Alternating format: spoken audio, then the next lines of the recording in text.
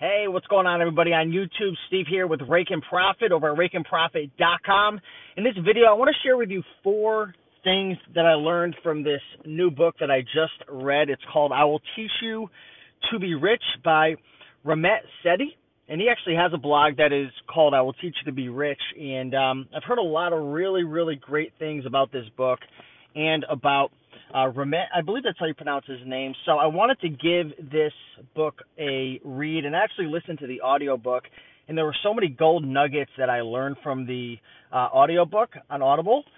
I decided to get the book and actually apply what I learned, because that's one of the challenges to listening to audiobooks, especially if it's like, you know, an educational type of book or investing, personal finance book. You know, you've got to actually sit down and then apply it. So I ended up purchasing the book. It was like $7, so you can check it out on Amazon.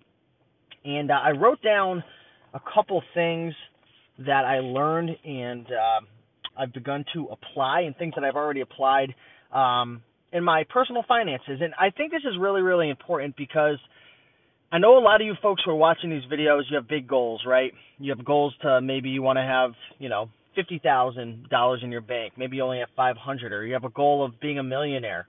And one of the mistakes that I've realized that I've made and other people have made, and just from watching TED Talks and listening to successful people, if you can't learn to manage what you have now, whether that's $1,000 or $20 or $50,000, you're never going to be able to manage the money that you have later on in the future if it's a lot more money. And that's why you see so many millionaires. Somebody help me out with this statistic. What is it, like 80 or 90% of millionaires? Excuse me, 80-90% of lottery winners. That's what I'm getting at. 80 to 90% of lottery winners. I'm just pulling out an arbitrary number, but I know it's high. They go bankrupt in like 5 years or something, because they haven't learned how to manage their money. So I wanted to invest in a book that would teach me some stuff about that. And this is a 6-week program, and it talks all about credit cards, bank accounts, investing, figuring out how to create a budget, a spending plan, automating your finances, and just more in-depth stuff about like financial independence and managing your money and stuff. So here are the 4 things that I really learned and took out of this book. Number 1, I learned a ton about automating your finances, right?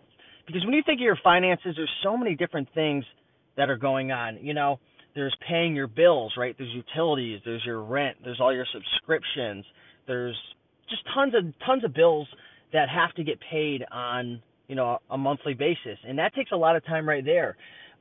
Credit cards, investing, whether it's your Roth Ira, your SEP IRA, your 401k.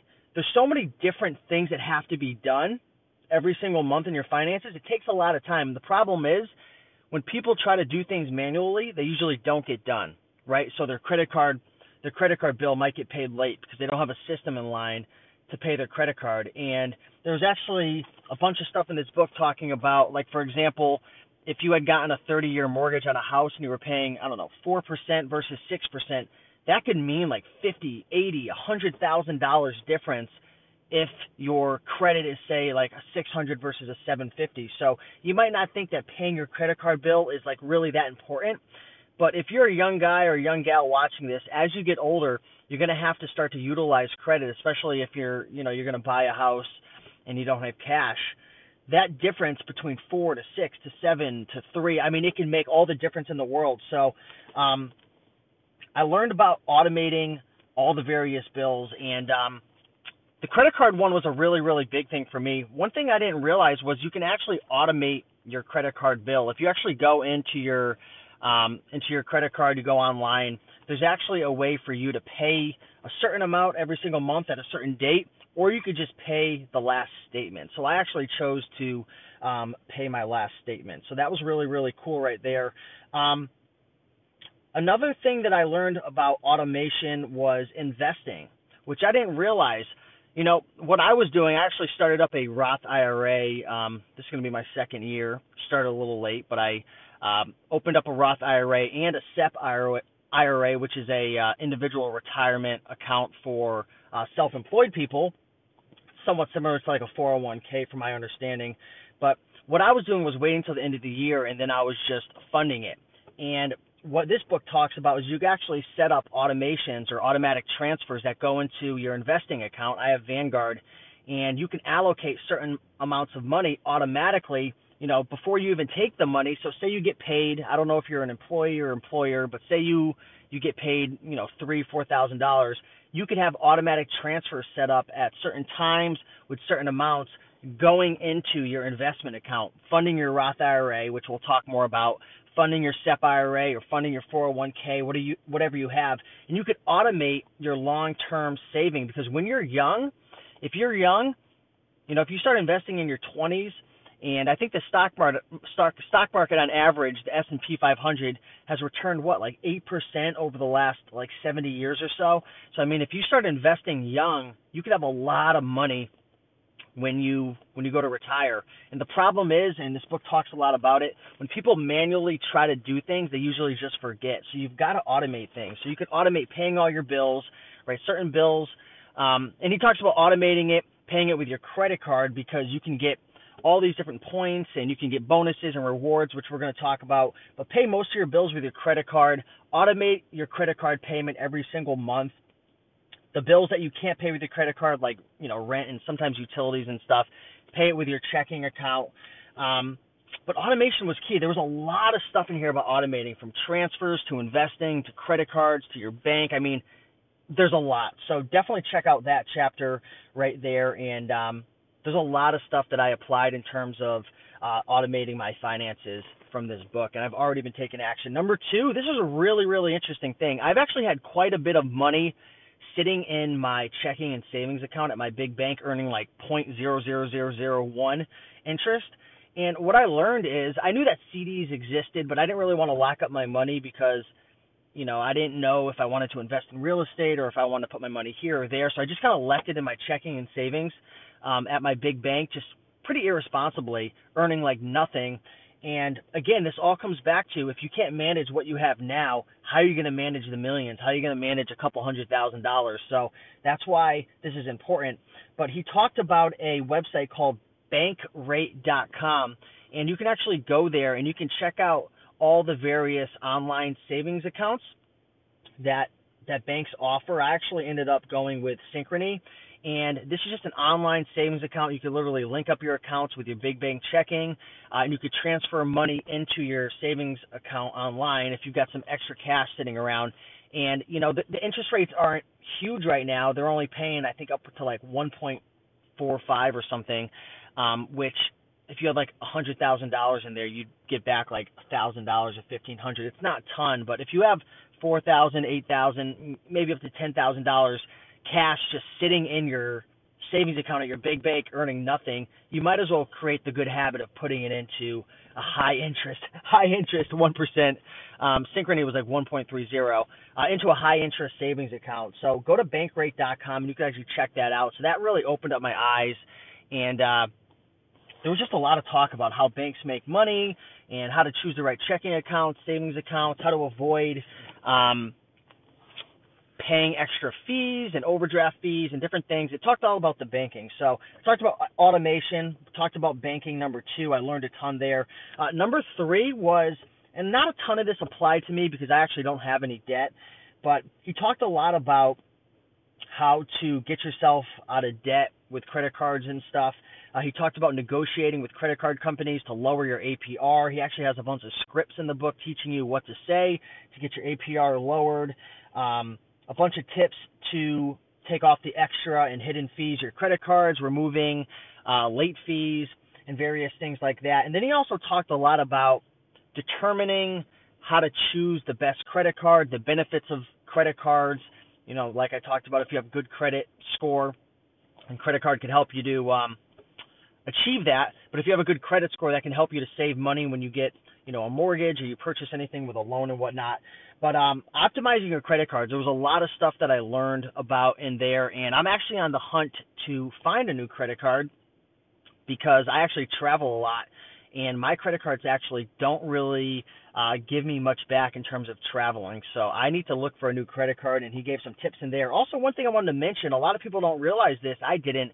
Credit cards actually offer added consumer protection. So say, for example, you purchase, electronic item, maybe an Apple Watch or something, and it breaks in a year, and the warranty's only for a year. A lot of these credit cards will offer like an extra year or extra amount of time in terms of consumer protection. So just another benefit of purchasing with credit cards, considering that you pay them off in full every month, so you don't pay any interest. And the last thing, number 4, there's so much, so it's really hard to communicate everything that I learned, was don't overthink investing. So many people think when they're young, I got to learn how to pick stocks, and, I got to figure out, what specific stocks to buy, and day trading and swing trading and, stock options and all these things. Most people lose. They really do. Most people lose when they try to beat the market. And he talked a lot about this, and I learned about this as well from Tony Robbins' book, Money Master the Game.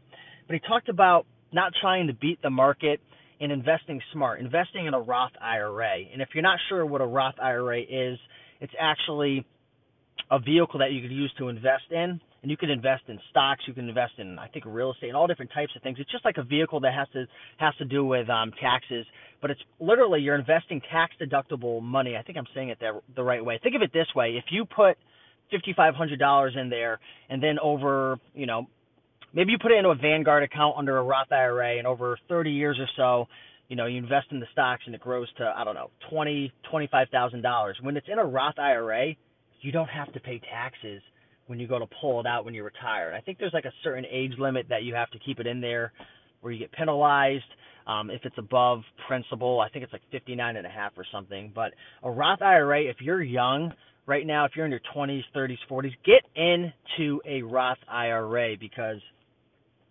it's tax-free money, when you go to retire. So talked a lot about automating money to go into your Roth IRA. Talked a lot about if you're working for somebody and they match what you put in your 401k, always max that out as much as you possibly can because essentially that's free money. And just don't overthink investing. So many people try to beat the market. They're trying to pick stocks.